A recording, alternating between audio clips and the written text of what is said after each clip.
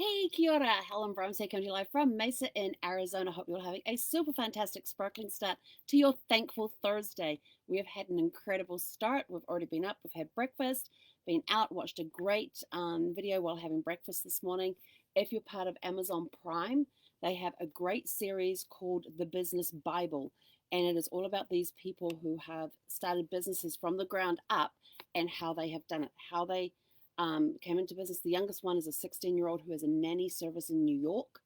Um, through to all, and it runs all gamuts. There are people who design hats. There are people who own finance. There are people who are the guy who the guy in charge of Honest Tea. If you've ever had Honest Tea, what were the other ones? The founder of WeWorks. What else is there in there? I'm trying to think. Can't think. Oh, there's a technology company in there. Or it runs gamuts. It's from nanny services through to technology, through to finance, through to office space, through to real estate investing. It's all in there, and it's great to go through and hear the different ideas that they have. So I'm thankful I'm now back into the routine of watching one episode a day, a morning while I'm having breakfast. I'm going to start doing an episode, and each episode's anywhere from like 17 minutes. Yeah, most of them are around the 10-minute mark. Some may go up to 15 or 17 minutes, but apart from that, it's so it's something quick that you can watch while you have lunch or while you have breakfast. But it's a great way to start the day. Very inspiring stories. And this morning was hearing about where do you get the ideas from? And the ideas come from you see a gap and you fill it and you figure out how to fill it. So, for example, one guy said the guy who founded Honest Tea, he went out for a run and he came back and he was thirsty, and so he goes to the vending machine. There was nothing in the vending machine that he wanted to quench his thirst. And that sparked the idea for him to go out and create something that would then quench his thirst. And that's how he came up with the idea of Honest Tea.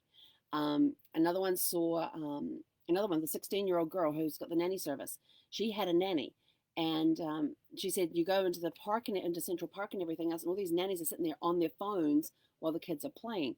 She wants a nanny that will get down on the ground with her and would play with her, or be in the playground, going on the swings with her, playing on the slides with her, all of that sort of stuff, being interactive with the child that they are caring for. So she started her nanny service with this concept in mind of, as a child, this is what I wanted my nanny to be.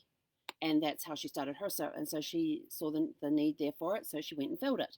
So some great, great stories in there about how they came up with the ideas, and that's where we're at the moment is, where the ideas came from, and then how to start figuring out how to solve that problem that was there. They saw a need, they filled it. So great way to start the day. So I'm thankful that I got to start that today. And that leads us into our theme today, Thankful Thursday.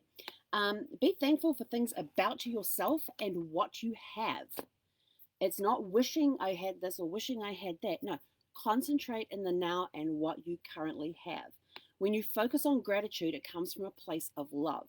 You then project the vibes and those vibes and energy of gratefulness and of gratitude and love out into the universe, and it gets reflected back to you. Remember, what you send out, you get back. So the more love and gratitude that you send out, the more love and gratitude you're going to get back, and the more things you'll be grateful for. So some of the things that you can think about is walking. You may, I see people out walking, they're on walkers, they're using canes, they're not walking very fast, but they're moving. That's the whole point of the thing. Yes, if you're somebody who has to use a walker and you're shuffling along, be grateful that you're able to get up and walk. Even if it's just, a very slow pace. I always remember watching the video of the elderly gentleman who was completely hunched over, like from his waist, his torso was almost parallel with the ground, but he's completely hunched over. He's got his walking stick, and his walking stick's up here with him because of how far over he's hunched, and he's got this little dachshund. Sorry for the Americans, Dachshund. It's a dachshund. It's a long sausage dog, and the little dog is keeping pace with his owner, who is taking like a shuffle one step, a shuffle the other step, and then the dog takes a step. And then he takes another shuffle, half step, another shuffle, half step.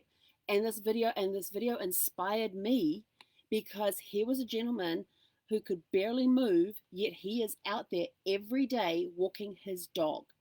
And I thought how grateful I was to see that, because it showed me that no matter what your circumstances, you always have something to be grateful for. he's probably grateful for the fact that he can still take his dog for a walk, to be able to do that, even if it takes him, an hour to walk half a block and back home again.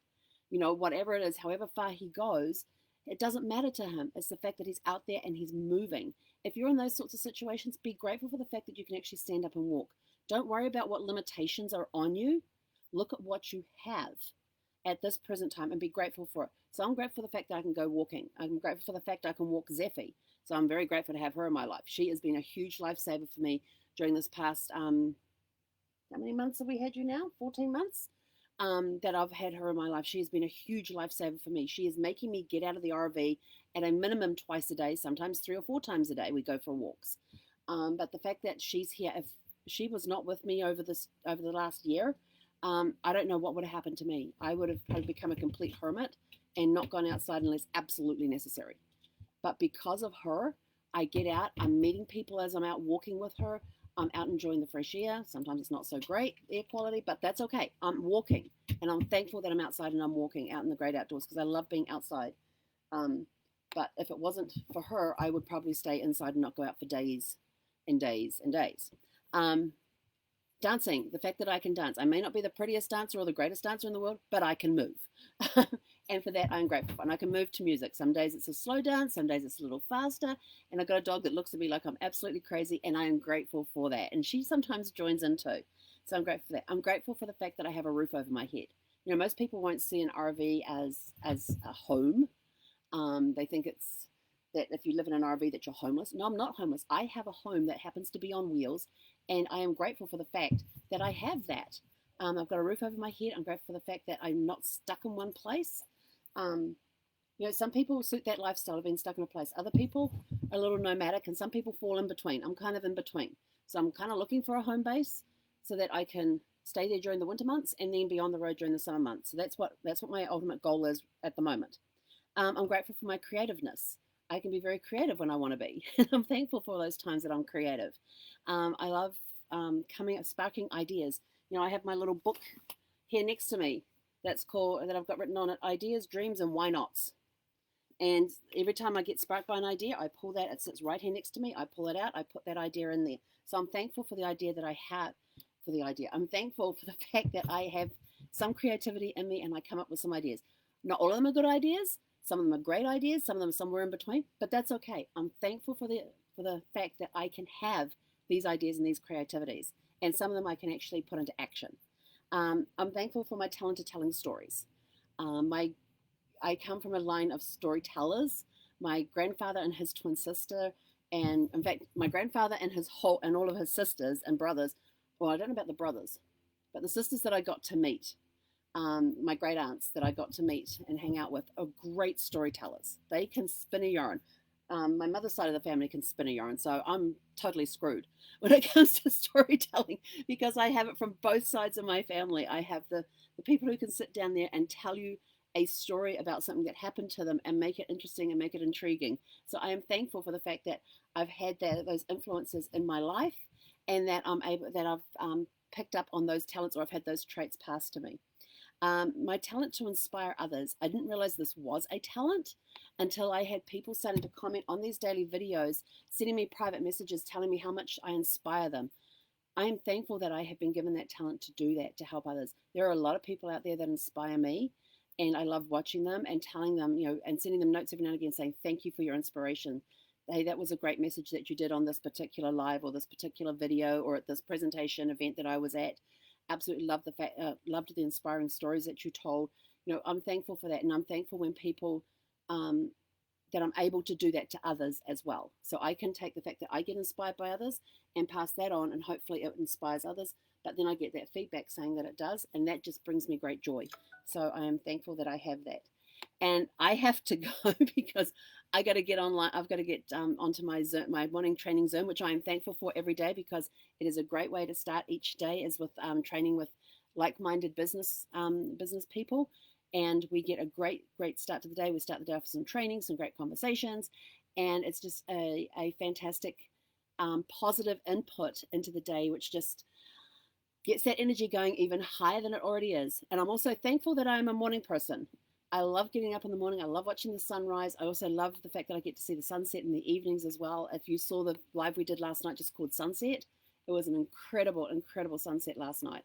But anyway, I'm out of here. I got to go. So have a super fantastic sparkling day. Let us know what 10 things you are grateful for today, and we'll catch you later this afternoon. So go out, have a super fantastic sparkling thankful Thursday.